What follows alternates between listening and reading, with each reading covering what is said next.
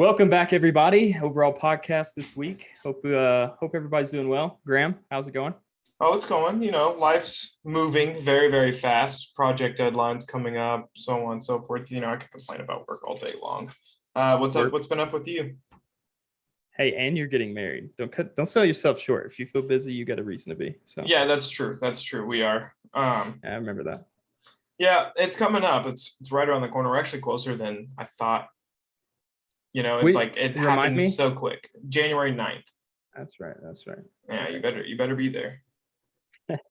I will, man. I can't. It's not like I can just get away from you, right? Like, yeah, no. I'll find you. I know where you live, kind of. Yeah, of course, man. I wouldn't miss it. Oh, yeah. Let's see. How's my week been? Let's see. Last week, I guess I had anxiety for the fireworks. I don't know if I mentioned that. The fireworks were all that I dreamt they would be. They were horrible. It ruins every holiday that are associated with fireworks for me, to be honest with you. Yeah. So yeah. How was my fourth? You don't want to hear my answer. I'm the Debbie Downer. So yeah. I know. I'm sorry about that, dude. It sucks. And it's been kind of crazy even on our end because one, they're still popping them off every night, and then but two, my fiance's family have all these deer that come up to their backyard every single day, like clockwork, to come feed out of their feeders. They just do it just because they like to see them. Anyways, and I haven't seen them in 3 days. I bet they are hidden. Yeah, it's disappointing. I understand it for the day. I'm not going to rain on your parade because it is the 4th of July. We are celebrating America's freedom. This is something that's important to celebrate. But after the 4th, quit your shit. Now you're just annoying. That's my personal opinion on it. Yeah. So I know you feel the same way about them completely. Yeah, man. And anyway, I didn't know certain groups, and I'm not going to get into it, shot them more than others. So that's been interesting to learn. And it's basically been since May, and it might stop Labor Day. Like you there's a good chance you'll hear a firework at 2 a.m. And that's another thing. I don't know when these people work or if they work, likely not. Yeah. They just shoot them in the middle of the night. It's like, cool, man. Thanks. I want to know, how much did they spend on these fireworks to be able to do this year round? One, fireworks, you can't get them after July 4th, and you can't get them again until December or something. Right. Well, I don't even know because they're illegal in Colorado. So they drive to Wyoming or there's probably some shady New Mexico or something like that. Yeah. New Mexico, they're illegal. So the only state is Kansas or Wyoming. What? And they're not driving to Kansas. So it's only an hour and a half drive, but yeah. And then they're right on the border, 5 fireworks stands, probably BOGO, that's probably half of Wyoming's economy. But that being said, I hate them, and I wish that they would outlaw them too. Then no more fireworks. But right, yeah, that sucks.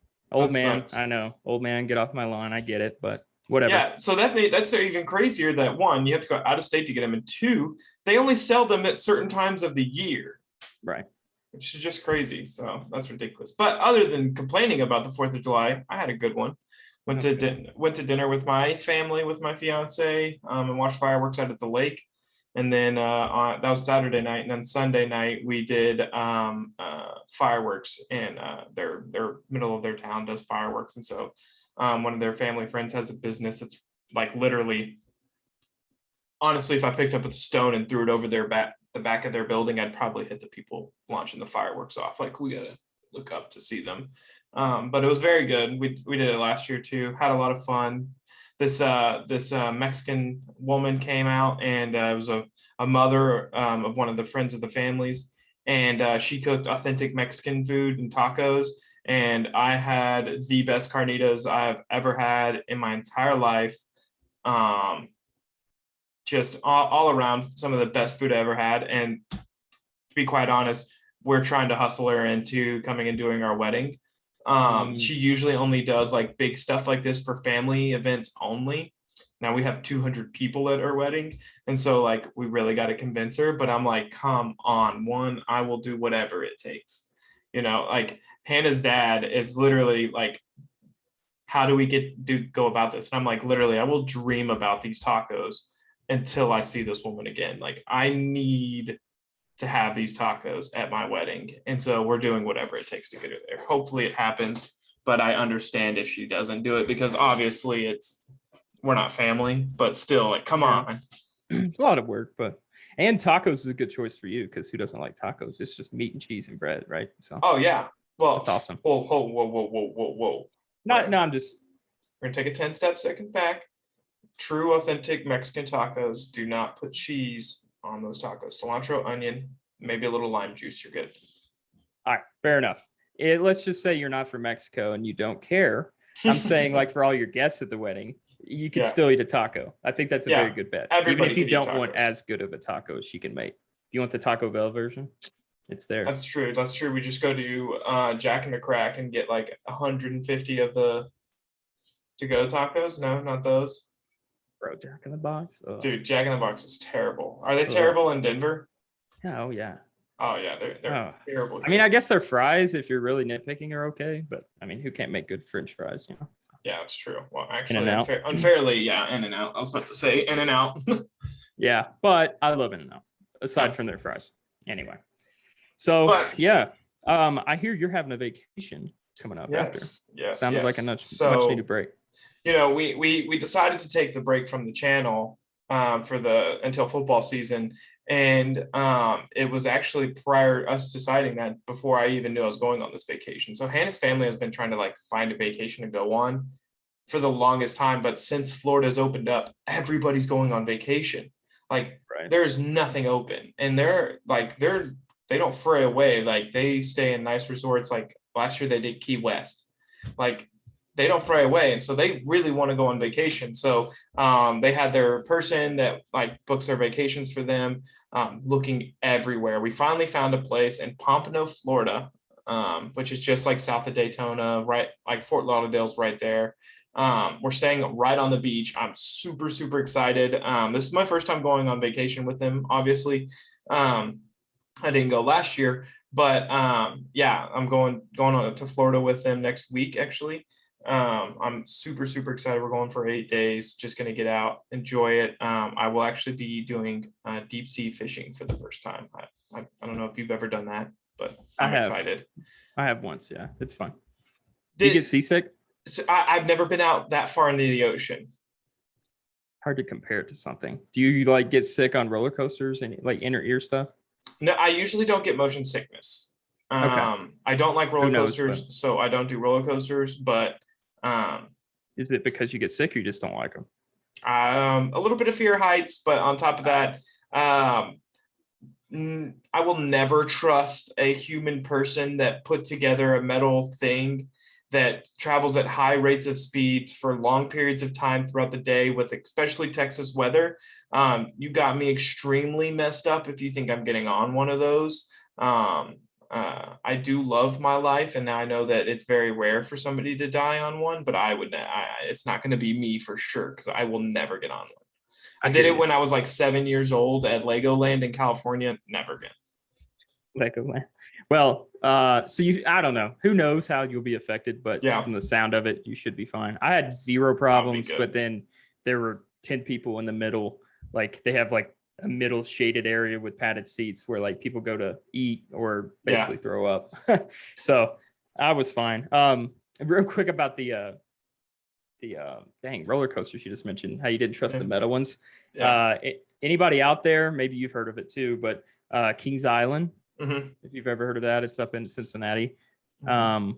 It's Paramount, so it's got a bunch of rides like I don't know, all their movies. But my point is, their two most famous rides are called the Beast and Son of the Beast, and they're wooden. Oh, Texas used to have one like that too at Six Flags. Yeah. So they're the two fastest wooden roller coasters, and I rode them, I don't know, 50 times. We used to go all the time, and I mean, it was a quick drive from Nashville, where I'm from, and anyway, you could see the wood bowing though, like when the roller coaster's on the top and you're standing in line and it's going around a curve. I mean, you could see but I sit there, that's not great to see, but nobody died. Anyway, I get it. But anyway, fun fact. So Florida, Florida's gonna be fun. Glad to hear you're not going to the Panhandle, with all due respect to anybody from the Panhandle. That's just more of like a spring break college feel is all I'm saying. Yeah, yeah, it is with her family, and so we did want more Yeah. of a family vibe. But on top of that, if I wanted to go to the Gulf of Mexico, I'd go to Galveston. I'm not that far away. Yeah, it's probably. So, I've never been to Galveston, but yeah, it can't be. I don't know. That's cool. That's a cool side. Yeah, no, I'm excited to go deep sea fishing. I do have a question if you have been. I was told I'm not allowed to take the hook out of the fish's mouth. That Probably. They do it for you. Did they do it for you? Yeah, I didn't know it was a rule at the time. I caught a swordfish actually, like a marlin. Oh, nice. Yeah, I would not do that one. Right. So I don't know. Our guys were kind of like low key. It was in South Myrtle Beach. So love Myrtle Beach. Yeah, the dirty Myrtle.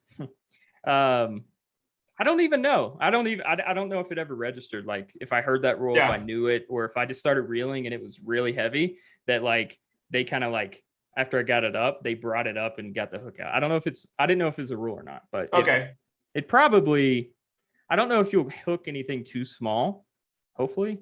So maybe it'll be a welcome. Dude, I've caught pretty big bass. I've caught giant catfish. I have no problem ripping my own lips. I am from Texas. I don't see somebody else doing it for me. It's never been the case for me. So I don't know. I've caught some pretty big fish before. So, I mean, I know nothing compared to what I'll probably catch in the ocean, but at the same time, I'm like, I still want to do it just for the sake of it being me catching this fish. Right. Yeah. I don't know. That'd be interesting. I don't know. Yeah. What was I going to say? Oh well, it'll come back to me. Yeah, I guess I don't know. It's really not like catching your own fish in that sense. I get what you're saying because like I threw out a bait. I mean, the line is so heavy and so thick, and your weight, like you're not fishing, right? Like you're kind of dropping a trot line, if you're being honest. Yeah, you're just because I also heard you don't cast. No, you just drop it. Drop it in the water and let it go down, and then you'll catch it. Yeah, exactly. And it's mounted. Like there's no real skill, if you will, other than just, I don't know, just don't reel in the world's worst reel, I guess. But yeah, that's fair. Even though I probably will be the one that does it. So we'll see what happens. Yeah, it'll be fun, man. Yeah, I'm excited. Do you plan on a vacation this year? That's a very good question. I don't know if I've been on a vacation years, man. Probably before college. Like 10 years. Yeah. My wife and I try to like get away for weekends and stuff when we can, but it's mostly camping and stuff, not what I call, a vacation. Getaways. So is that how you like use your PTO? You don't like take a week off and go and hang out? You just use it whenever you want? Right. I'd like to, but I haven't. I guess, I don't know. We did a trip to Vegas, but again, I don't know. Just doesn't feel like a vacation to me. We were just kind of there for a long weekend. So I don't know. Maybe it's just how I'd describe it. So how would you classify vacation? This is for everybody. Would you classify vacation as longer than 4 days? Yeah. 4 days, just a long weekend, right? It's not vacation. I feel like that. Yeah. I feel like a vacation is like taking an entire like week off. Yeah. Like a full 7 days, 5 days, like you're not working. Yeah. Yeah. Cause like Vegas, I worked, then went. And then when I got back the next day, worked, So that's not a vacation. That's just a getaway. Yeah. That's fair. Man, that sucks. I need one. Yeah, you need one. Which leads me into my next question, because I actually thought I would know the answer to this, but you saying you haven't been on a vacation so long kind of makes me wonder. So I'm going to ask, mountains or beach for your vacation? Which would you prefer? Now, I would think beach because you grew up, one, in Nashville where you're close to them, and now two, you live in Denver, which they're just a hop, skip, and a jump from your house. So yeah, all right. So if you asked me before I moved to Colorado, I'd have said mountains, because Tennessee's got the Smokies, but it's completely different. Now, yeah, you're right. Like I can go to the mountains and then I'll be in anywhere in an hour, So yeah, the beach, just because there are none here and I haven't been.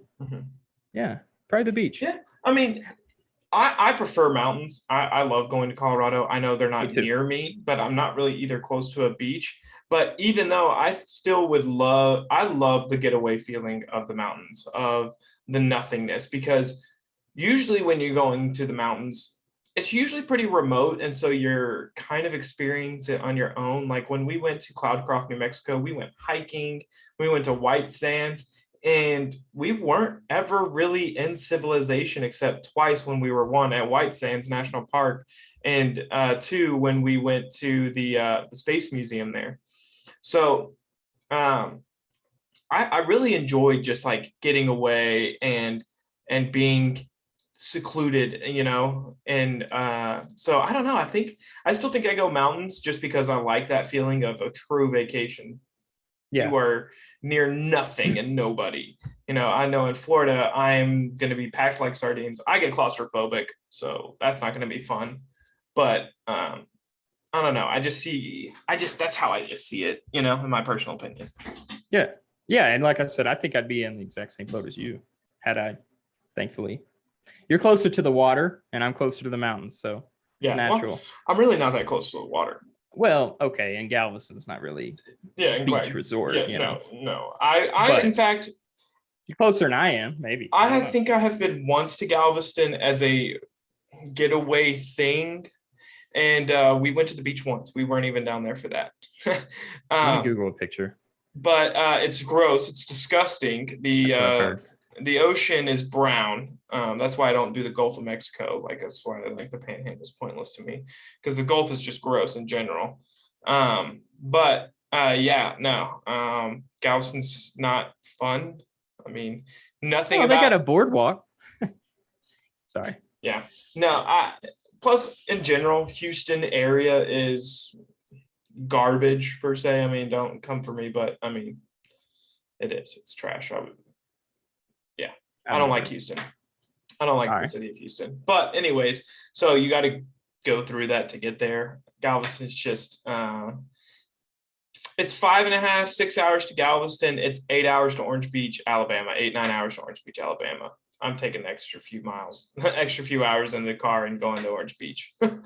Like Orange Beach is nice for what it is, right? I know. Oh, I enjoy Orange Beach. We've been there a few times on vacation. For the past like 5 years, maybe even say longer than that. I'd say since I was probably a senior in high school, 7 or 8 years. Instead of Christmas presents, because it's so hard to buy for adults for Christmas, like from my parents and stuff, without extremely breaking the bank. Like, yeah, like for Christmas, I needed a new PC, but my parents were going to drop $1,000 plus on a PC for me, So we get vacations. That was just our jig. So we got to go on multiple vacations, or I just didn't have to pay anything. So that was really, really nice, especially when I was working full time and had the full capability of going on vacation and paying for it. Didn't have to, which was perfect. But we drove everywhere. Yeah, same. The difference with me and Hannah's family is they don't drive, they fly. And so they don't mess around, it sounds like. They are very efficient. Oh, no. They don't mess around on vacation at all. And I am super stoked about it. Like super stoked. I'm excited. It's gonna be a fun time. I had never flown until I was 23, 20, how old am I? 23? I don't know. To Denver. Really? And back. I've only flown to Denver and back. Let me think about that. Yes. Denver to Nashville and then Denver to I guess Louisiana or Florida. So but I've only, my family, if it wasn't within like 8-10 hours, they weren't going, Oh yeah. So that's how my family is. The first time I flew I was like 2 years old, and we were going up to Maryland, where my dad is from, and to see family, but that doesn't count for me. But I flew for the first time again by myself when I was 14 years old, and I flew up to spend the summer with my grandpa in California, and I did that every single summer until I graduated high school, because he moved to Texas after that. But like I've flown to Vegas. I've flown so many places. Atlanta, Vegas. Sorry. Oh yeah, I've flown to Vegas. It's like $20 from here. So that's not bad. Yeah. So I've been on a lot of airplanes. I flew to California 2020, beginning of 2020. I flew to California. Literally, I was in California when they shut down all travel from China. The person I was staying with's mom is a paramedic. This is just one little quick tangent. Is a paramedic, and she was working at the place on the ground with the Chinese people that were being stopped from coming into America during the pandemic in California. I was literally staying in her house, but she wasn't staying there. Wow, I don't think I knew that. Yeah, beginning of February of 2020, I was literally in California when the pandemic happened. And I flew back, and I was back for like 3 weeks.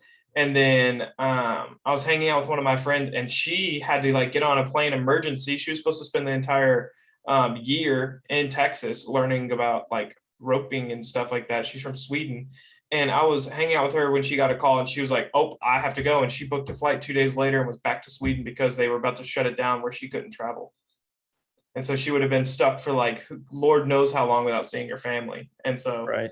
Yeah. And Sweden never locked down. So she was smart. She didn't. Hindsight's 2020. Yeah. So yeah, it was wild. But yeah, that's just a tangent. So no vacations for you, huh? This summer? Nah, man. I'll vacation when I'm dead. That's what I was saying. That's fair. Yeah. That's fair. Just don't wait too long because it is needed. Yeah. I'm learning about that whole self-help thing this year. Thank you, pandemic, making me do it. So yeah. Right. Hey, it's needed. It is needed. It is needed. But the next thing I wanted to talk to you about was this movie that I recently saw. So it just came out July 2nd. Chris Pratt stars in it. It's called The Tomorrow War. Have you seen it yet? It's a Prime Video only. I've been wanting to. I'm on Prime like a fiend right now, so I see it every day. I've been wanting to. It's just setting aside 2.5 hours. 2 hours, But it looks good, and I love Chris Pratt. Love Chris Pratt. I thought it was great. I've seen some critics about because it is about traveling through space, like time, right? Time travel. And so like I've seen people come out and be like, this isn't a realistic way to time travel. And I'm like, no way of traveling through time is currently realistic. You have absolutely no idea how time traveling works. I'm sorry. You can say, I've done my research, blah, blah, blah, blah, blah. Until you have traveled in time, you cannot say that you know how time travel works. I'm sorry. Right. So the secret could be putting mustard and mayonnaise, mixing it together in because nobody does it. But anyway, exactly. The point is nobody knows. Yeah. Nobody knows.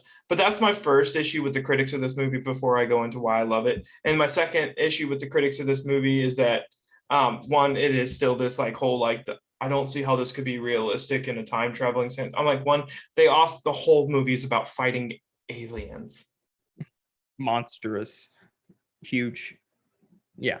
It's a sci-fi movie, people. Right. Science. Real world fiction. Right now is sci-fi. So like, how is this blowing their mind? That's funny. Science fiction, people. So being the critics put aside now, I thought it was great plot, great story with Chris Pratt.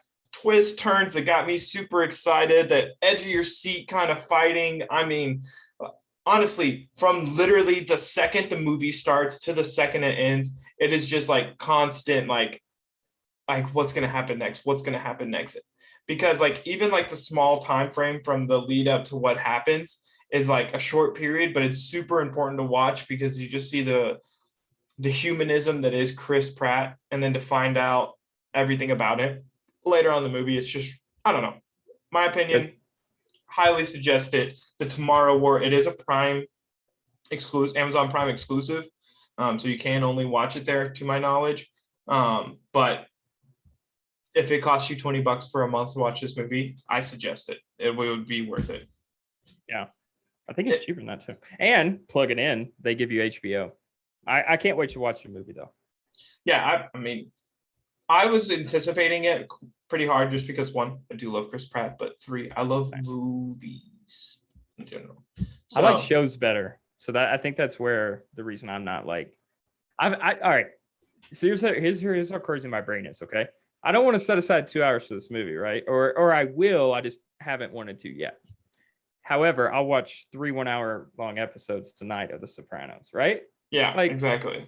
It makes no sense. I guess it's just both. Like shows better. How long do you watch Rogue for on Twitch every night? An hour? Yeah, you're right. You know what I'm saying?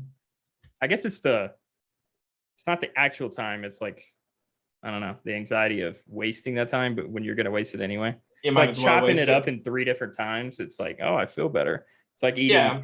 drinking 12 Diet Cokes, you know? Oh, Well, I'm healthy. right. Well, I think one of the ways you can look at it this way too is with that is that you have gratification of an ending throughout that hour.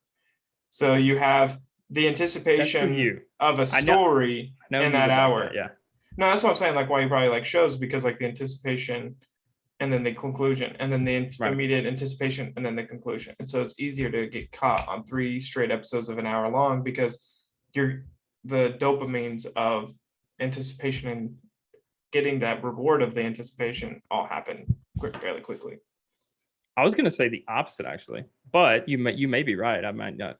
Anyway, but I don't know. With most shows I watch, I mean, like storylines don't wrap up until like the end of the season in anything I've ever watched. So I don't view myself as doing it for that, but that is interesting. The cliffhangers. That at least like you'll have more spoilers or feelers at the end of episodes though, right? So maybe that's it. But that's true.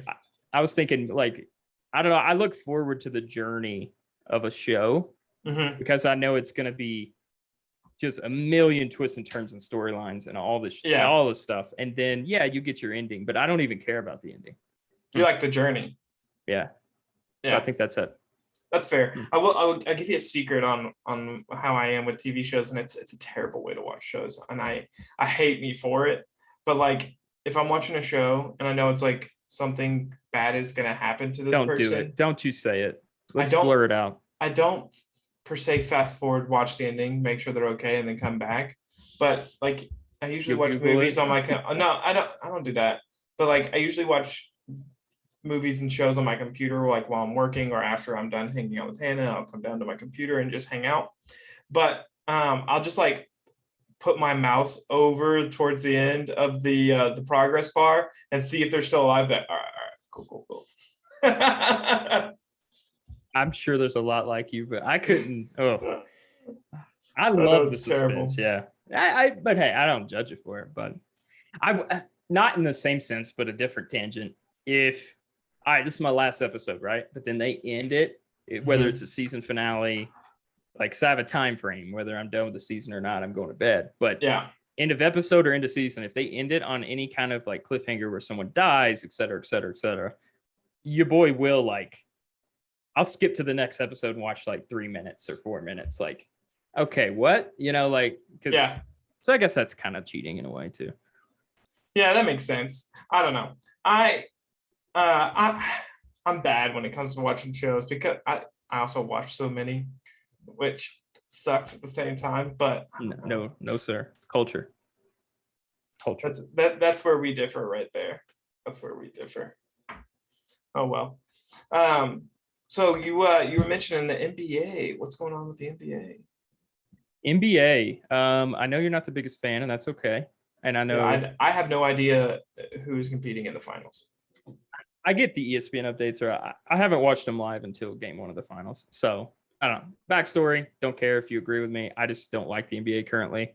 Yeah. I was a Kobe guy. Rest in peace. And I don't know. I just hate the league and what it's become since then. But enough on my soapbox. So the point is, I haven't watched any at all. I did know the Lakers had no chance, so that did kind of interest me because I hate LeBron James. Yeah. That was like the first time he got knocked out of the playoffs. Yeah, since Kobe, like 2010, 2011. Yeah. It's been a long time for him. Yeah. But anyway, I like these two teams in the finals. I guess is why I'm bringing it up if I do hate it so badly. I like Giannis. Who's playing? So Bucks and Suns. Oh, the Suns made it. And it's two franchises that historically suck. I mean, the Suns have had great players, but they don't win a lot. Oh yeah, Steve Nash, baby. Steve Nash, Charles Barkley. I mean, anyway, so it's two teams that even if you go back in time, they haven't been good for 20 years anyway. Yeah. But, so it's new teams, it's fresh teams. I like the personalities and players of what I see on the court, right? I don't know him personally, but I love Giannis's game. He seems like a humble dude. I think he signed his extension so far in Milwaukee, which is brave because Milwaukee is a shithole. And that is good for him to do and swallow the pride. Just kidding out there, anybody from Milwaukee. But you understand that he's a rich man. He'd probably rather go live on the coast, but that's the kind of guy he is, right? Like Tim Duncan, not flashy. I don't even know if he has Twitter kind of deal, right? Oh, yeah, exactly. Yeah, I think he does, but I know he's not very vocal. Yeah. Right. And part, he's foreign, so maybe he doesn't speak great English. Maybe that's it. I don't know. My point is, I like him. I like his game. He's like 6'10". Yeah, he's huge. The Greek freak, right? That's what they call him. Yeah. He's like a thicker, probably slightly shorter Kevin Durant he doesn't have the shooting skills, but he can drive very well. So, anyway, and he's been injured. Get this. He's been injured like the last series, Eastern Conference Finals. He was injured most of it. He just came back for game 1 and they still made it. I did see that ankle problem, right? Or something like that. Yeah, I thought I did see that. That's crazy. So it's cool that they made it regardless. But I'm just happy the Suns made it because of the Suns and 4 guy. Do you know what I'm talking about? No. So dude, the Suns and 4 guy. I'll put the picture like right here of the Suns and 4 guy. But there was a video clip that went viral, and I think it was this last series, right? I think it was even like the first season or the first game in the last series. And this kid, he's in a Suns jersey. And he talks about, I saw the interview of him when he did Barstool, but he was like in the stands and this dude from the other team, I don't even know who they were playing. That's how out of touch of the NBA I am. And this dude is like, oh man, I just hit my computer. Whoops. So this dude is like talking so much mess to him, right? And all of a sudden something happens. I think one of the dudes swung at him or something. But the next thing you know, he's got the dude down like in a headlock with his jersey, just 1, 2, 3, 4, just punching this dude in the face. And then while he's holding him down, he's like, Suns and 4, baby, Suns and 4. And the next day, this dude goes viral and is all over the internet. He was all over my TikTok page. It was nuts. And I'm looking it up. Yeah, by the way. He did Barstool like 2 days later. One of the NBA players for the Suns invited him to the next game and gave him seats. And he was out there taking pictures like a freaking celebrity. And it was like 2 days later. And this dude is just milking all of this. I mean, and the fact that they made it's just going to heighten his thing up. But I think like Barstool released shirts for him. Like they had a merch drop for him already. Like Barstool like wants to talk about representing this guy for the Suns and stuff like that. Like, I mean, craziness. Man, what a lucky dude. Oh, I know. Insane. And remind me later, I want to get onto the Barstool and college sports in a little bit, but I don't know if you saw what happened with that. But no, but I'll be intrigued. Yeah, okay, it's great. It's great stuff. So yeah, going to this the finals. I was just looking him up. I see him. I see the picture. I saw first thing that jumped off the page was the Murray jersey and how it was like 2 weeks ago. So it's surprising I haven't heard about it here in the Denver area. Maybe the radio. Well, all right. Hold on, not to bash the radio show here. They're great, but they talk 99.9% about Broncos and only. They have like 4 professional teams, man. You wouldn't even know it. The Denver Nuggets were in the Western Conference Finals. They have the league MVP, and they couldn't. I mean, I didn't even hear about it, and I listened to it. I don't know, every time I'm in the car. Anyway, that's crazy. Yeah, it is, dude. And you got they'll have a scheduled, probably pre-planned segment on it. They have to like make that effort because they don't talk about it. That's it. That's crazy. And the Broncos suck, and they have sucked for years. Like, oh my God, I'd be furious. But yeah, it's funny. Murray jersey, Jamal Murray jersey. Did you see the video of it? No. Go watch it. I got a gist. Yeah. I'll watch it all later. That's funny. Yeah, it's pretty funny, dude. It's pretty funny. So it makes me happy that the Suns made it because I want the Suns to win solely because of that man. Well, he might get his wish. They won game 1 last night. No way. Yeah. Dang. So, the Suns, by the way, I like Michael. I don't know why I did. Devin Booker. He's their best player. He's a former Kentucky guard who, just like most other Kentucky players, drafted really high and hasn't really done much. But then the last couple of years, Kentucky basketball is like the Alabama of football, who like are the Texas. I know the Texas Longhorns have been relevant, but like the Alabama football, after they leave Alabama, you're like 99% chances to not do anything in the NFL unless you're a running back. Right, and it might be because it's so saturated. I don't know. You're right though. Which is Yeah. also weird because Kentucky's whole shtick is like, come here for 1 year, go first round, and then okay, but anyway.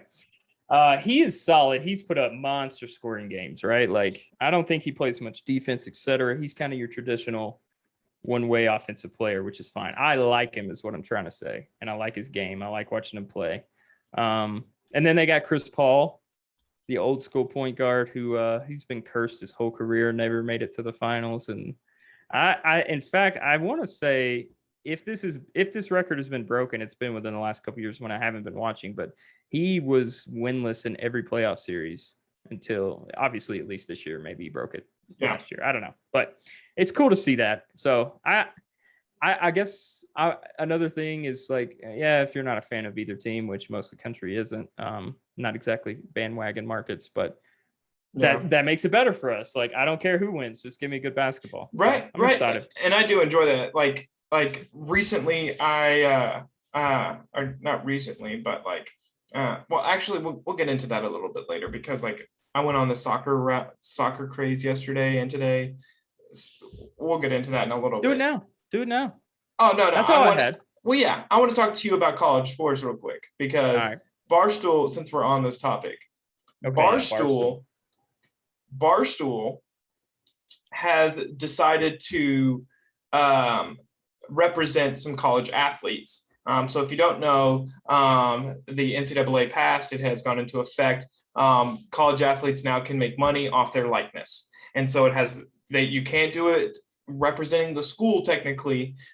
You can do it in your school gear, but you can't do it representing through the school per se. You can't have any contact with the school. The school has nothing to do with it, nor does the NCAA. It is 100% off of your likeness. And so it's however you want to do it. I think it's great for college athletes, one, because it gives them an income, but two, this will really help some of the younger guys and some of the guys in the smaller schools who can get little side gigs while they're doing this and can make them a little spare change. Probably won't make much, but no, exactly. But will they be featuring in your local dealerships commercials? You bet your ass they will be. Will they be featuring in your local pharmacies and your local grocers and all that stuff?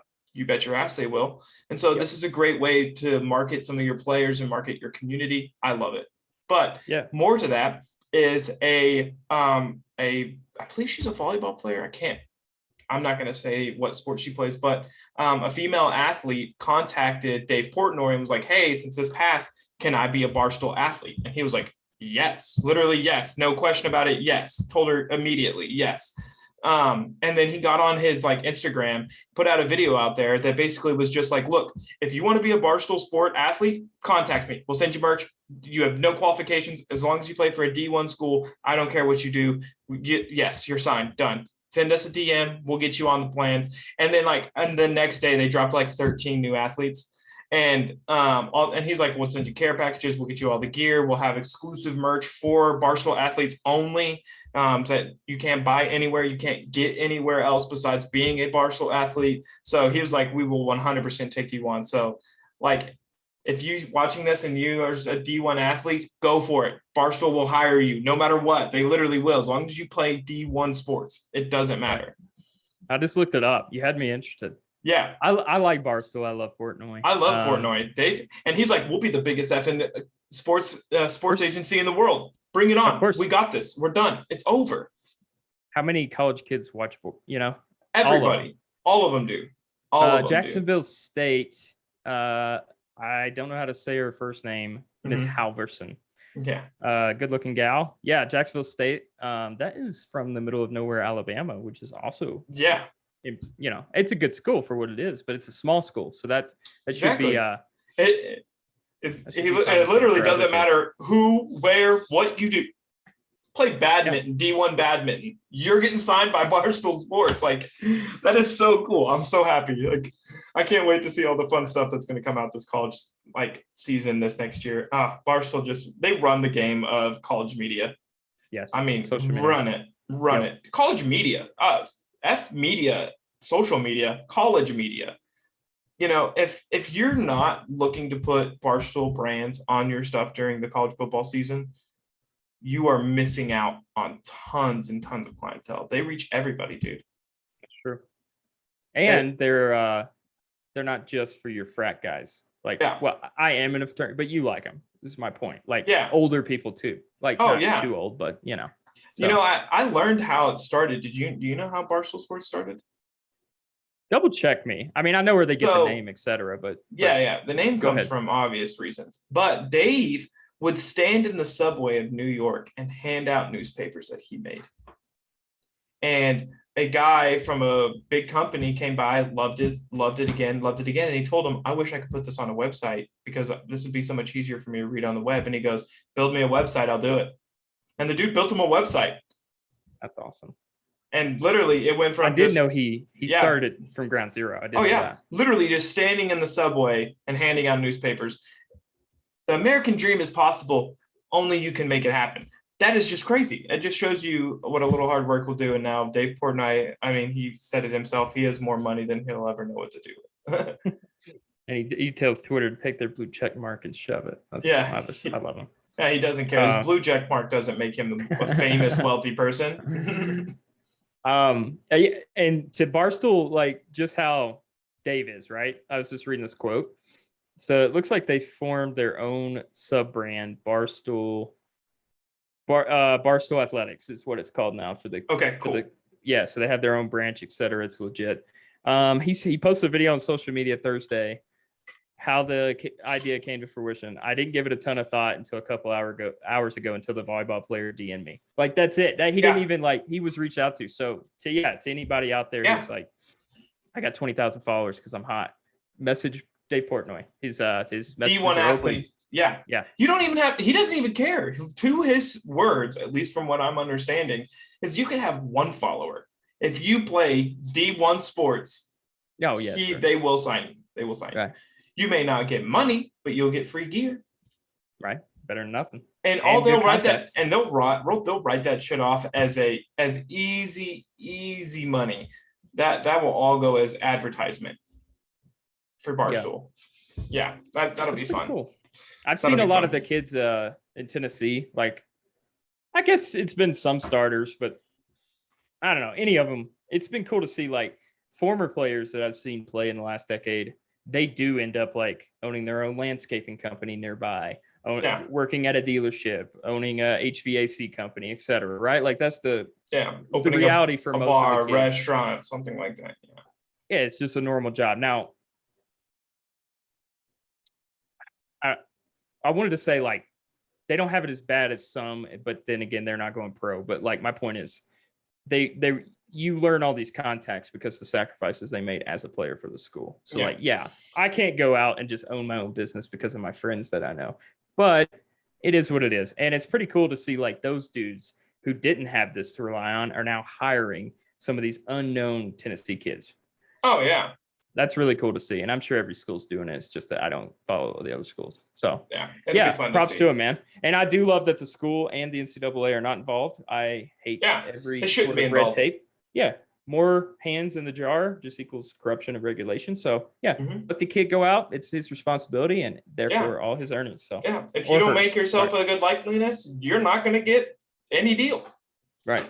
But at the same point, you keep it all. So that's awesome. Exactly. And selfishly, it means, my final thought on it is college football video game is coming back. Thank you, God. It's been too long. Can't wait. Yeah, I know. That 2014. Game, 2014. It comes out next year. Mark my words. God of War might be the only exception to this, but it will be the best-selling video game in the entire planet. Hands down. Okay. Mark your words. Boom. You heard it here first. I don't know how it won't be. All platforms. Anyway. All right. So England. I don't know if you saw this, but I did go on a tangent on football. I watched the Paris game or Italy game. Sorry. I watched the Italy game. And then I watched England's game today. England faced Denmark in the semifinals of the UEFA Euro Championship game, or semifinals, right? It was a pretty good game from what I saw. I didn't really watch it until towards the end. It was tied 1-1 going into extra time.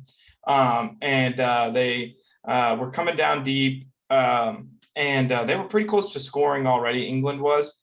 And one of the guys got fouled. Harry Kane comes in to shoot a PK, It gets blocked. And so the crowd heart drops, right? We're in extra time. It's tied 1-1. Well, it gets blocked right into Harry Kane's foot, and he just taps it right back in for a goal. And so they win 2-1.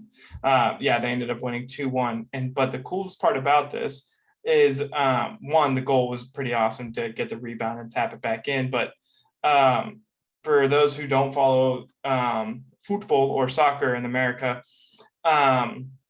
this is the first time England has gone to the UEFA Euro Championship in 55 years. It was 1966, the last time that England made it to this, I guess, part of this tournament, which is pretty crazy. It's exciting for England. I actually want them to win. I don't really care for France or for Italy. I mean, is that cares? The two last? Yeah. It's Italy versus England in the championship. It'll be played Sunday. But yeah, I hope England wins. I hope they lose. It doesn't really matter to me, but pretty cool. Little awesome. Sports fact that happened. It was like, we were all happy when the curse broke for the Chicago Cubs. I'm not a fan, but it still was cool sports history. Yeah. And the Red Sox. And you're right. I have not watched, but I do know it's like a global event. So props to you, because I heard about it on Twitter from a couple people I follow from the UK. Zuby, he's a Christian rapper, etc. But how they beat Germany, that was pretty fun. So cool. I saw a couple memes on that. It was pretty funny. There was I don't know if you saw it, just real quick on this meme. It was like this dad teaching him the chant, where he's like, it's one of the chants that they probably yell in the stadium, and it was about how they beat Germany 2 times back to back in world wars. You're welcome. We helped. We are back to back World War champs. Yeah. But the other funny part about that is like they're walking down this hallway when he's telling him this is what the chant is, like 2-1, 2 to none or something. Like, I can't remember what the chant was. Anyways, and they get onto the elevator. They walk up to the elevator. Elevator door opens, and it is full of German fans, soccer fans, right? And they get on the elevator, and he's like, "Oh crap," Right as soon as the elevator starts going down, the son starts saying the chant in front of all these German people, and his dad grabs his mouth real quick. He's like, "Whoa! Don't say it! Yeah, I'm gonna get my butt whipped, son." Yeah, exactly. Yeah, that's funny. That's cool, man. Yeah, pretty fun fact for the week. That's awesome. I'm not as cultured, so I'll segue into what my poor little brain can handle in the South is college football. Right. Yes. You had brought this up privately a couple weeks ago, and we've been doing some research privately, but I know this is like, I don't know, what do they call it? The way too early mock draft. So this is like our way too early mock, I don't know, predictions right, on the college football season. Yeah. And I wouldn't say way too early, because you can always say what you expect the season to look like. This is just what I expect. True. It can change. It will change, because if I predict a season, give me a bracket for March Madness. But so I just really want to see, where's your head at? Who do you think is going to win the SEC championship this year? We're both SEC football fans, because one, he's Tennessee. I love A&M. It's going to be a big part of our lives over the next few months. So who do you think takes the SEC championship title? Let's go through the rapid. I like the idea. Let's do rapid on the winners. But so macro overview, I can tell you the best 5 teams in the country going in without doing really a lot of research. Oh yeah, I mean, it's usually the same. If you're asking me how Tennessee's going to do, that is what I would say. I don't even know our coach. Goofy looking mother. I don't even know what offense he's going to run, or he's going to choose a quarterback. So we have a good one. But anyway, so like macro view, who's going to win the SEC? Alabama. You think Alabama? Until I'm proven wrong, Alabama. Okay. You got Alabama. You? I want to say A&M, because I think they have a really, really good chance. I think A&M has a really, really good chance of getting a 1-loss season this year. Max. It's Alabama. Yeah. During the regular season. I think we have a better chance of competing in the tournament. We will see. But Obviously, Alabama will probably win it, but I don't want them to win it. So I'm going to make my prediction of it to be Georgia this year. Oh, they don't win anything. Just say it. I know, but that's who I think they could be up 40 in the fourth quarter and lose. Like, right, that's yeah. just Georgia. They failed against Texas when I needed them to come through the most. I'm hoping they bounce back, and we'll see. I think Georgia. I want it to be A&M. I will say that. So if it is A&M, I'm going to say I called A&M. But I think Georgia will be the better choice of mine. I hate Alabama, so I will never hope that they or think that they will ever get to the championship. Come on, look at it objectively. I can't. I hate them. I can't. I will never be able to objectively look at Texas that way. Here, let me put it in this perspective. Florida is now Alabama's position. They were when I was a kid, yes. And I would have with Tebow, they were the best team, and I'd pick them if I had. You would have picked Florida. Wow. Just because I'm just being real. That's fair. Those 2 years, they were dominant. So okay. Well, you have to understand. My family doesn't even allow orange in my house. Like, we got really, really nice orange shirts as a gift, and we're giving them to friends and family because we just don't do it. We don't do orange. I hear you. We don't let like my cousin had a baby and somebody gave her a stuffed elephant. Mm-hmm. My wife loves elephants, but anyway, we have to like look for a certain kind of elephant because I don't want a crimson tide elephant, which the mascot is the stupidest thing. I mean, it's from Alabama. What do you expect? But anyway, I get it. Okay. Georgia's not a bad pick. I bet that it'd be down to. I think Florida's better than Georgia, though. I really do. Yeah, Florida has a chance, but I just see them shitting the bed again this year. You know, the shoe. And not Georgia? I mean, that's what they do. Like the Tennessee, shoe, man. Every year, Tennessee has a shot to beat them. There's never been a year as bad as we've been. I mean, we've won 5 games in a year and beat them by 20. Like, I don't know. I don't know what it is about Georgia. I'm never scared of them ever. So I guess we'll see. I hope Florida wins 0 games, to your point. I hate them. But yeah. All right. We'll see. What else? So, let's see. All right. SEC champion. We got our SEC champs. Who do you think will be our top 4 for the college football finals? Okay. Now, this is a good one. All right. Let me just start then. Alabama. Okay. Ohio State. Mm-hmm.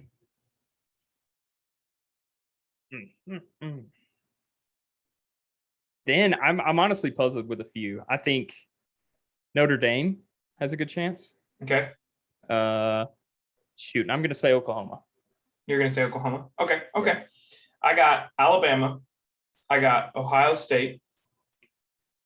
For sure. Those are you got to put those guys in. But here you go. Are you ready for this? Number 3 spot is going to Texas A&M. Not the SEC champion, Georgia. This is me deviating from my prediction of who's going to win the SEC championship. A separate one. Okay. Yeah. Okay. This is where I will bet on A&M getting, because I don't want Georgia to win the SEC championship. I hope A&M gets into the SEC championship, wins it, and goes to the college football playoffs. So this is where I will say it, because I think they will do this at the very minimum. So if anything, we'll exclude Alabama. I'll say Georgia, Ohio State, A&M. Number 4 is where it gets tricky for me, because I don't think Oklahoma has the tools to do it this year. I think they'll get walked through this year by Baylor or West Virginia. I doubt they make playoffs this year. I hope that Oklahoma doesn't even see the Big 12 championship game. So this is where it gets tough for me. I have to say it will be obviously another conference school. So I'm going to go ahead and say, Notre Dame has probably the best chance out of any other team of going. I don't think Clemson's going to have the team this year, losing Trevor Lawrence. They could come out of nowhere, but I doubt it. So I'm going to say Georgia, Ohio State, Texas A&M, and Notre Dame. Yeah, that's pretty safe. You know, my brain immediately rules out Clemson because Lawrence is gone, rightfully so. But they do have a 5-star kid behind him. His last name is it's DJ something. Starts with a U. I can't pronounce it. But he's really good. So actually, anyway, when we touch base, if we're proven wrong and they're in, because again the ACC is so bad, Yeah, I wouldn't actually be shocked. I don't think they'll win the championship, but true. I just forgot about that. Yeah, we'll see. And I'm a bet. Again, if you're looking at Vegas odds, Bama or Ohio State is your champion. I haven't looked at Vegas odds, but they are the odds for a reason. I guarantee you they're top two. Oh yeah. It doesn't matter who plays at Bama. They got Nick Saban. Heisman? I couldn't do Heisman now because that's so. Yeah, Heisman's so up in the air. You can't talk Heisman. I don't think you can talk Heisman. Bama running back. You can pick a few. But those are just. I mean, you would have never predicted Johnny Manziel coming out of the gate the way he did. So you didn't know he was, right? Yeah. But you could say some stupid Big 12 quarterback where they don't play defense. I know A&M is in the SEC, but I'm saying that style. Oh yeah, no. Or a Bama running back, right? Like yeah. I do not see how anybody from the Big 12 can even qualify for anything, because it's like you play one only out of the Big 12 10 times out of 10. You rarely will play an SEC team or any big name conference, really. Big 12 teams play zero defense. None. Zero. Always have to. Yeah, 20 years. That's people are like, they were like, oh yeah, A&M or SEC plays defense. Yeah, A&M and what was it? LSU. It was like 70 points. You know what I'm saying? Was in that game, and I was like, all of that was in the halftime or in the extra time. None of that was during the actual game. Oklahoma and Oklahoma State put up a total of 110 points in regulation time. If you want to, there's no defense. There was a bowl game, and then I'll get off the Big 12 box, but I think it was RG3's last year or his second to last year. Mm-hmm. All right, and it's a bowl game, Baylor versus somebody, another Big 12 school, or maybe it's the Big 12 title. I don't know. My point is, it was like a 60-60 game. Probably the last 5 minutes of the fourth quarter, the two teams didn't even kick off because their defenses were so bad. They would onside kick every time, because then the end zone back line was another defender for them because their defense was so bad. And it was actually smart and strategic. That's what I would do if I had just nobody to play. I wouldn't even pay money to a coordinator, to be honest. But it's like I don't believe Oklahoma State has ever deserved, through the competition of play, to be Oklahoma State Oklahoma has never earned the right to play in the college football playoffs. I don't. Well, I mean, it shows they've never gotten past the first round. They probably never will. They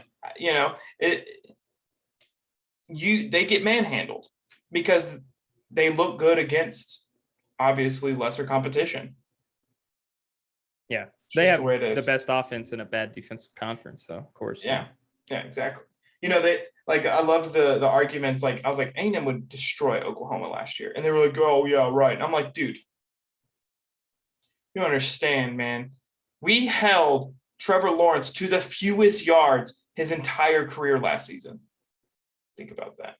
Yeah, it's different when you have a defense, man. We would have our defense would have ran over Oklahoma's offense. I mean, we did it in the our offense and defense ran over Oklahoma when we played them in the Cotton Bowl a couple of years back with Johnny Manziel. Yeah. Plus, now you have Jimbo, and he's a defensive guy. So that's even more true. I don't know. I think A&M would beat them. Oh yeah, I think A&M would beat the majority of Big 12 schools. With an exception of Kansas State that one year, but. Dude, speaking of Kansas, sorry, it just reminded me. Les Miles, I always loved him, right? The Mad Hatter, the grass chewer. He absolutely just crapped the bed at Kansas. I mean, Kansas is just a terrible football program, but anyway, he got fired. Sad. If he can't succeed there, good luck, because you're never going to hire anybody to go live in the middle of nowhere, Kansas, at a basketball school, right? No. So tough to be a Kansas alum today, or in general. Yeah, in general, unless you're a basketball fan. Yeah, exactly. All right, so I'll segue to NFL football from that, because my NFL team luckily does not suck for once. So, do you want to do like high level? I guess you could say I could still do I could do a lot of predictions. Like the NFL Yeah. doesn't change a whole lot unless there's big free It, agency things it like doesn't. last year. Yeah, it doesn't. Right. And you know, I don't focus too much on the NFL because I hate when sports go woke. But it's why I love college football so much. But also, I don't focus on the NFL too much after Brady left the Patriots because I love the Patriots. So I focused a little bit last year because of how Tom Brady was doing. So I still don't know much on how the teams look this year. I do know that my Pats got Mac Jones, and I do know that old boy's still competing for the spot as QB again. Cam Newton. I don't know who will win. If Cam Newton's competing the way he competed last season, he won't keep it long if he gets it. They said that the training is going good and camp is going good, and they're both pretty equal. But if Mac Jones starts, I think we have a split season, 8-8, no playoff.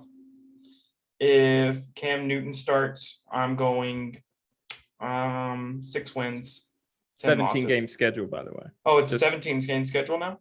It wasn't at 16 at one point? Yeah, it's been 16 forever until now. Oh, really? Okay, so 17 game schedule. It doesn't matter a lot. I just wanted to be like, oh yeah. So wow, you can't 50-50. Yeah. So I'm gonna go 9-8 if Mac Jones plays. If it's Cam Newton, I'm gonna go 9-8 or 8-9. Sorry, 8-9. No playoff. I don't think we go to the playoffs this year again. If we do, incredible. If we don't, not going to be that disappointed. Yes, Bill Belichick is the best coach professional football has ever seen. Maybe compared to, one or two legends, late legends, but he is the best. And so I think he has the ability to definitely make a run for it again, but he had a team that was easily doable because Tom Brady was, actually good. Say what you want about him, but he is the GOAT. So it is different for him. He's got to build a team no longer around a quarterback, but now he's got to build a quarterback around a team. And that kind of sucks. He's kind of got to do some deep diving and digging like he hasn't done in quite some time. So I think the Patriots still have a good shot at it. I'm just not hopeful for at least a couple of years until Belichick can kind of get back into the flow of things again, but we'll see. I think Belichick, he's the greatest coach ever, and due to accolades and everything else, Brady is too. So, but my point is, I think Belichick needs like basic, bland, boring, vanilla quarterback, so he can literally just say like blank canvas. Like Mac Jones, right? His ceiling is not as high as Trevor Lawrence at all. Never. No one would say that ever. Yeah. His floor, though, is about the same or a little higher just because he's a safe bet. He's not risky. He's probably going to, like you said, I think you guys are going to be like an average team because here's the thing. Why? Well, let's assume that Cam is bad, then he won't get the job. So then Mac will start, and reasons I'm about to give you is because he's not going to lose you a bunch, but he's not going to win you a bunch. So the only exception is if Cam does win the job, that means he's actually good. Therefore, the team would actually be good. I don't think you guys could be bad because the only way to be bad would to have Cam play. All right. Fair. So I think he's the perfect like blank canvas. Just like he walked out of a room, and I don't know how to describe it. I'm being crude, but like, I think he's the perfect, just boring Tom Brady type. Yeah, he doesn't have bad habits. And while Cam Newton is good in areas, he has bad habits that proceed from other NFL teams. I like Cam Newton. I think he's a great bet. I think he's good at what he does. He admitted himself, like we spoke about during the draft episode. He's not with Bill. Yeah. It's just not the right fit for him. So we'll see. I'm excited to see everything that comes out of this season, though. Will I do fantasy this year? I didn't do it last year. I don't know. Me either, man. First time ever. Yeah. Are you thinking about doing it? Yeah. Yeah. I'm usually in 5 leagues in my fraternity, but I deleted Facebook off my phone and just never kept up with it. And we could do it. Would you want to do an overall league? Why not, man? All right, get our friends in it. We'll figure that out. And we'll maybe even have some league episodes. That could be fun if we're going to be spitballing what content we're going to be putting out during football season. If we're we'll get able a to, Sacco and everything. yeah, maybe on like Monday mornings or something like that. Or no, because the results usually don't come out until Monday night because you have Monday Night Tuesday Football, mornings. right? Yeah. So let's say Wednesdays we do our fantasy, what happened in our fantasy league and the predictions, because it starts the next day, right? With Thursday. Yep. Okay, cool. Yep. Cool. Yeah, that'd be so cool. that would be fun. So maybe some fantasy stuff coming up, guys. Check it out. Overall podcast is going to be lit during football season. I'm telling you, this place is going to be literally. This is going to be choice. The best place for you to find college football, NFL football, all college sports stuff happening on the overall podcast next season. I promise you, we're going to be the hit spot. We're going to deep dive into this. It's going to blow up. Watch. Just so be here. Overall podcast as soon as season 2 rolls out. Echo what he said. Yes, we're so passionate about it that there's no other option except for it just to be loaded with content. So, oh yeah, exactly. That's what I'm excited. It's just like, I don't know. I've always said a dream job for me would be like talking about the Vols on the radio or podcast, because I just talk about the Vols all the time, like, or football, like it's just talk about things you're passionate about, whatever you want. Yeah. Sign me up. All right. NFL predictions. I'll do Final Four, right? Like AFC, NFC Championship, Super Bowl, and then the winner. All right. NFC, Tampa Bay. It's hard to repeat. I don't think they'll repeat, but in addition to that, their division is going to be way down. So I think Tom's going to have, like, again, not that he is the GOAT, etc., but he's going to have an easy path too. They open with the Cowboys. Open with the Cowboys. Drew Brees is retired. Like, the division's his. He doesn't, you know what I mean? Like, he could probably take half the year off and they win that division with their defense. But all right. So Tampa. Oh, I would say Green Bay, but there's an asterisk if Rodgers is on their team. He's not. No way. So Green Bay with Rodgers. If not, he said himself he's not playing. Well, Green Bay. But we don't know. I don't know. I've seen stranger things, right? Like, he hasn't even shown up to camp. Bill Clinton told me he didn't have sex with what's her name, and he did. So I don't know. Yeah. People tell me Joe Biden's cognitive, but God, who would be my other team? All right, wild card. All right, I'm gonna absolutely just flame to the ground for this because this is a horrible take. San Francisco. All right. Whew, I know. All right, AFC, Kansas City, Tennessee. We did play in the championship 2 years ago against Kansas City, led them at halftime and then lost, and then they win the Super Bowl. Okay. All right. Then I'm going to say Tampa Bay versus Kansas City again. I know that's so boring, but Kansas City wins it this time. So there's mine. Okay, fair enough. I actually have a lot of hope with Tennessee this year. One, I love your quarterback because, Giga Mags. But two, y'all put together a hell of a season last year. Yes. And you have nothing to be sad about the way last season went. And so, in my personal opinion, 100% y'all deserve the opportunity to play in a Super Bowl this year. If y'all keep the same motive as y'all did last year, I have high hopes for Tennessee taking the reins this year in y'all's division. Yeah. I think we'll get to the divisional round, win the division, wild card bye, no problem. It'll be 1 seed Kansas City, 2 seed Tennessee. I think that's very safe unless injuries happen. Julio Jones is like our offense only got better. We didn't lose anybody, and then we added Julio Jones, draft picks. Our defense is what has always been. Well, on top of being a pessimistic Tennessee fan and all things, like, I can't pick the Titans to win. Like, they have broken my heart in every way. Like, there's just no world that I actually believe that. Yeah, exactly.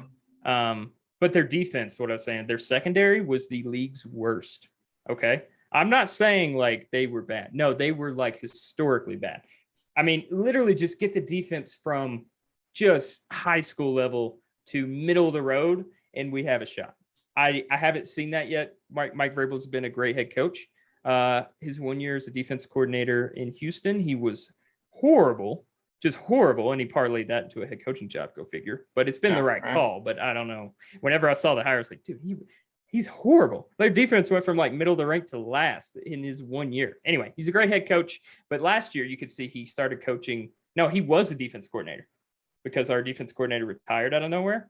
Mm-hmm. So he was our defense coordinator. And then again, boom, historically bad defense, right? And I think this year our GM told him, like, look, man, I love you, but like hire defense coordinator and don't touch it. I hope that's what happened. We did hire defense coordinator, but it was an internal hire to where it was kind of like maybe he's just a figurehead. I'm worried about that, I guess you could say. That's my only thing. You know, when it comes to the NFL, though, can the question be raised with the way that the game is played today? Now, this is we're talking about today. That the old saying of defense wins championships is over. No, that's the reason Tampa Bay won last year. Yeah. You know, I think just like Peyton won his in 15. He's not the same as Brady. Brady's way better. I'm saying at this point, Peyton Manning was just out there. Like, and then their defense won it. Last year, Tampa Bay, like Brady threw multiple interceptions in the playoffs. He did not have a good one, and their defense carried him. So I still think the best blueprint, build a great defense, and then the offense. But it doesn't always work like that. Yeah. Kansas City, right? The Cowboys haven't worked like that since I've been alive. Ever. Yeah. And Kansas City's defense, really, they're average to below average, but they're so freaking good, right? Like it's not always, right? Like it's not the perfect scenario, but I do think it's the best way, most consistent. So yeah, I get. You know, I had a basketball coach that had the philosophy that you only needed to score once to win a game if you had a good defense, and so literally, like there was 1 year where he just wanted to test the theory. We were kids, and we would score and then play defense the whole time. And one time we beat a team 4-0 in a basketball game because we had such great defense. It's all we focused on. We had 2 layups. No, false. We had 1 layup and 2 free throws that were done. That was a foul off of a layup. Hey, at least you did let him hit it and one, right? That's a good foul. Yeah. So look around. So yeah, we won 4-0 in a basketball game when I was a kid. So do you think the NFL still defense wins championships for the most part? You answer your own question. No, because I think the way that the game is played nowadays no longer revolves around specific positions being better than others, right? And here's why I say this. So like you need a good quarterback, but a subpar quarterback could be supported with really good wide receivers or a really good running back, right? You could have support roles that as long as you had at least 1 or 2 in those positions could take over specific, roles, right? Like if you had a really, really good running back, if your quarterback was subpar, you just hand him the football and let him go, right? If you have a really good wide receiver, put the ball in the air, let him go. You know what I'm saying? And so my idea where this comes from is that the way that the game is played nowadays is that if you have a quarterback that is so dynamic, like Russell Wilson, or Dak Prescott, I mean, say what you want. Dak Prescott's dynamic. He is. He's a good quarterback. He just needs Patrick Mahomes. Let's church that group. Patrick Mahomes. These guys who can get out and run the ball and not be scared to run the football can really stir things up. And I think if you have a team like Kansas City who's able to put up points, I think that a fantastic all-star offense outweighs a all-star defense in today's world. That's interesting. I am removed from the NFL, so I can't, don't take my word as, the hard truth and attack me for it. But the way I just perceive the game these days, that the way that the quarterback position and the way that the running back and the, wide receiver positions are ran, that everybody's so dynamic, it's like, when they were tossing passes out to wide receivers and what's his name could throw like a 100-yard touchdown pass. I can't remember his name, but he threw like a 55-yard touchdown pass. Some wide receiver did. And, you have these kids who are that dynamic. How do you beat an offense that can score in 10 ways till Sunday? You know what I'm saying? Or whatever that saying is, but they have all. How did Tampa? Exactly. They stopped them. So that's my thing. But to your point, let us know in the comment. I love this conversation because I think, if nothing else, I think the league is shifting that way. I'm not ready to say defense, but it's not the 85 Bears. Yeah. And you just need a figurehead out there, or like Rex Grossman against the Colts that one year, right? Like that's never going to happen again. Well, I think you do have to have a good offense. Exactly. I mean, more and more offenses are moving towards throwing the football rather than this veer run option kind of thing. You have the pass option that is so lethal. Yeah. That it's impossible. Like, if you have the NFL swap. Exactly. It's very true. If you have a running back that's fast, a quarterback that can move with the football, some of them aren't, I would say, fast, but definitely know how to move with the football. And then you have a wide receiver out here on the end, and they're running an option, right? So they're rolling out, and you have a wide receiver that's already gone deep. That quarterback has the option to go one, tuck up the middle and run, or step back, throw off foot down the field, and you're screwed. If you have three options from what that used to just be a run pat, or a run to a pitch move, can now change in 6 different ways. How do you defend something like that? Because defenders are taught to attack the football when they can. And so if you think this quarterback's going to tuck it and run it, your safety's biting.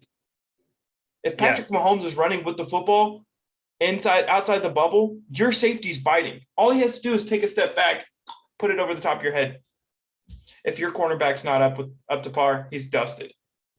Well, and to your point, Tampa Bay is the best coverage linebacker and best cornerback duos. Yeah. Anyway, that's how they did. You have exceptions. You have exceptions, obviously, but we're talking about the average team. There's 32 of them, not just Tampa. Well, and I would say that Kansas City's the exception because I think here in Denver, they talk a lot about how, like, oh God, we got to face Patrick Mahomes for the next 12 years. And they go about it like Brandon Stokely was going on. He's on the radio here, former receiver. He was saying like how all the other hosts are just like, well, you got to catch up to the Chiefs, right? Like draft offense. They drafted like 3 receivers in the last 2 years and 1 first round and then second round, which is just so stupid. Anyway. And he was like, guys, like, do you think Patrick Mahomes and Hill and Miko Hardman and Hill are like 2 of the fastest players to ever grace the planet in pads on the field, okay? And then Patrick Mahomes is not even supposed to be good, right? He's supposed to be average. My point is, I just don't build your franchise. Like, they are the exception, in my opinion. Yeah, and there is exceptions. There always will be. Just get a great defense. That's the only answer to that. That's me. Because, here's my take on it too. Is that, like, growing up, I loved defense. I loved it. Ed Reed was one of my favorite players to ever step foot on the football field. And now this is me being removed from NFL football, so this is just my word. But to my knowledge, I can't think of a defender that you would say like that, like, oh God, I have to go against Patrick Mahomes. I can't think of one like back in the day when you're like, oh crap, I got to go against Ray Lewis, or oh crap, I got to go against, Ed Reed or the Legion of Boom. Like, people were scared of defenses. But now, name one defender that everybody's just like, oh, I don't want to go near him. Revis Island. I mean, you had these defenders. Linemen only. Exactly. Yeah, that's a good point. And I like how you set it up, because you said, like, I'm removed from the game, and even I know that, because you're right. And look, it's no shock that the rule changes happen. You can't touch the quarterback. Then the defensive pass interference and the holding. Oh my God. Like, that stuff is why we've seen explosions in offense, because you can't even touch the guy or you're going to get flagged. So they don't touch him and boom, you're burnt, touchdown. But I mean, we could go back forever. But. You go back and watch. Ed Reed would have been ejected from like 80% of his tackles back then. Yeah, then you can't hit anybody, and then it's the whole generation's just getting soft by default. They have no rule. Mm-hmm. So I'm not scared to go over the middle. You can't hit me, and if you do, you're ejected. See ya. I'll take your paycheck. Exactly. Right. Yeah. Okay. I'll say. Let's see. 2 things. I think I said what I wanted to. All right. So if you are correct and the league has fully shifted away, which I do not agree. And let us know your thoughts in the comments, with the best example being last year, because they shut down the greatest offense in the league, Tampa Bay. If you are correct, then my Titans whew, we're going to win the Super Bowl probably because our defense is gross. So that'll be exciting. I hope you're right, is what I'm trying to say. Yeah, We'll see. We'll see. So, with that being said, let's go into the final part of our last episode, guys. So before we get into it, I want to personally thank you. I know I've really, really enjoyed doing this with Cody these past 12 weeks. 13 actually, because remember we took a week off. We did. We were slacking. Yeah, we did slack, but I have really enjoyed this. I really, really love this. I can't wait till we do more come college football season. So thank you guys. I know this is just the getting going and we don't have that many fans, or if we have any, I don't know, but I appreciate those who subscribed throughout our first season. I appreciate those who took the time to watch our episodes or at least play the episodes. It means a lot to us to see that it's still going, that we're still getting views here and there. So I hope that this doesn't completely distract you from our channel, that we're going to be taking a small, I would say, podcast break. We're still going to be uploading content and doing our best to give you some sort of stuff throughout our YouTube page and our social medias. But with that being said, again, thank you. We hope to see you back here come season 2. So I hope you guys check that out. The dates and the times from when that's going to be happening are going to be in the description.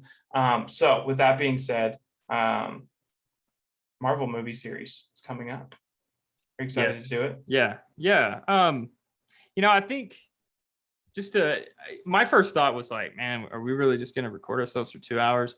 Don't worry if you guys are thinking that, because here I am. I thought that. We're not. You don't worry. You're not going to have to do that. Not that you have to do anything, but like we're just going to do clips and uploads. So that I'm excited, man. Like sometimes I'm funny when I'm watching a movie. Right? I don't know. Like who knows? Not really funny, but I think I am. It'll be cool. But one of my favorite parts about Marvel movies is the passion that comes behind them, at least with me.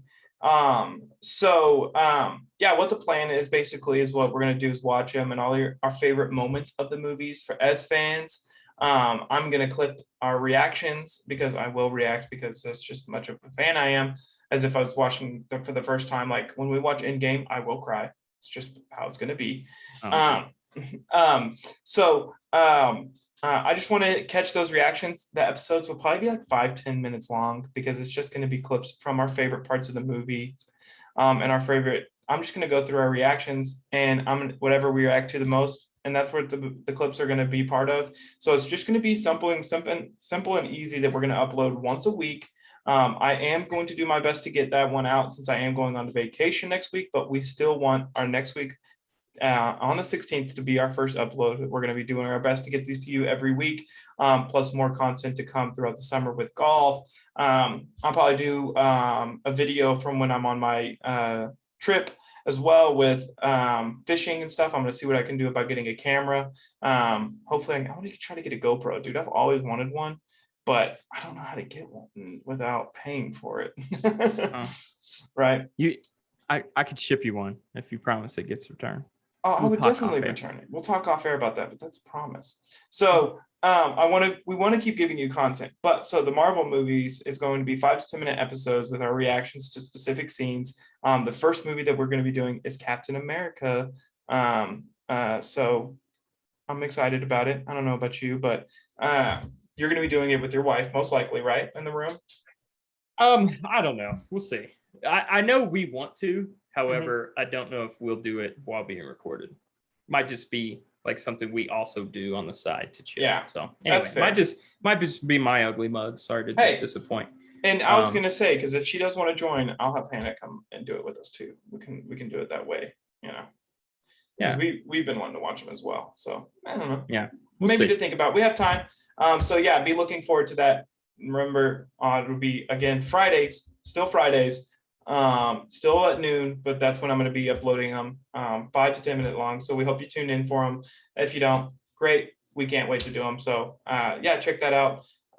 Remember the 16th, that is next Friday, first episode. Cool. Well, I guess that's all I've got, man. How about you? Yeah. Wrap up on season 1, I guess. Yeah, season 1. We are out, people. College football. We can't wait. Yeah. So close. Good Lord. I have so many Tennessee shirts if you haven't gotten by now. Oh, yeah. That being said, I am the most apathetic I've ever been going into a season. I'm at that age where like the Vols have done nothing but like prove me wrong and just I spend my money, they don't care. So it'll be a big year for me on a personal level of like, I don't see anything. I'm about to change a lot who I am. So we'll see. Well, I don't know. You may know this. I don't know. But the reason I'm a Patriots fan is actually because of a very similar reason. So growing up, I am from Texas. From the Dallas area. I grew up, my dad went to A&M. It's why I'm an A&M fan. I spent some time there. And so I'm an A&M fan to my heart. Growing up, my dad's a Dallas Cowboys fan. I liked the Cowboys. I wouldn't say I was ever a diehard fan, but I quickly realized that I would lose on Saturdays and then I would turn around again and lose on Sundays. And it was miserable for me to spend my weekends during football season because I always lost. And it was boring. Losing is boring. And so I took the opportunity after I gave up on the Dallas Cowboys of ever being a team ever, because I still, for some reason, for however long Tony Romo played for them, thought he was the answer to their prayers. It's a business model for Jerry Jones. That's all it is. Same with the Braves, Ted Turner. It's because his granddaughter, who isn't he married to like a relative of theirs? Yeah. Who, Jerry Jones? Oh, you're talking about Romo? Tony Romo is. Yeah, I don't know. But he's just always like that. I guess what I'm trying to say. Yeah, like, that's true. Win enough to keep your profits high. Yeah, exactly.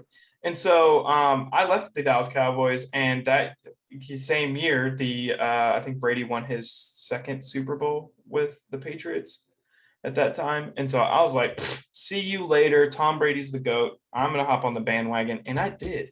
I hopped on the bandwagon. But that was a long time ago. The Patriots have won more Super Bowls of me being a fan of them rather than before. So I think they've only won the 5 that they've ever won with Brady. Yeah. Mm-hmm. So I'm just saying, I am a Patriots fan now. I'm not a bandwagoner anymore, but I was. Yeah, and he's still a Patriots fan after Brady left. I still am a Patriots fan. I do love Brady, and I wish the best for that team because I look at it as like Patriots 2.0. Honestly, it's got half with him and Gronk. I'm just like, yeah, go ahead. Please win it all. Win it all. It'll make me just as happy as if the Patriots won it all again. But as long as Tom Brady's on the football field, it's hard for you to say that any other team will beat them. Yeah, not wrong. But yeah. So season 2, we're excited. We hope you guys enjoyed this. It's a learning process. We've made some changes. And I'm sure things will be definitely changed. Yeah. That's who I am. I change daily, right? If I'm not learning, then you're dying. That's the old saying. I'm hoping I won't be in this corner of this downstairs room in my parents' house. Yeah. He'll be topless. Oh, I'm sorry. Excuse me, not topless. No, but yeah, like change it. I might be topless. That's what. If that keeps you coming back and that's your gig, then yes. But that's Cody will be topless every episode if we get 100 views every episode. I can put one of those Zoom filters though. Give me a 6-pack. Yeah, but. We're trying, I guess is what we're trying to say. So if you have ideas, of course, throw them in the comments, but just know we are trying and we appreciate everybody who has watched and followed and viewed and everything. So thank you. So that being said, guys, don't forget to follow us on all of our social medias, Twitter, Instagram, TikTok, obviously subscribe to the YouTube page. And so leave a like, comment, and we'll see you next time. All right. See you guys.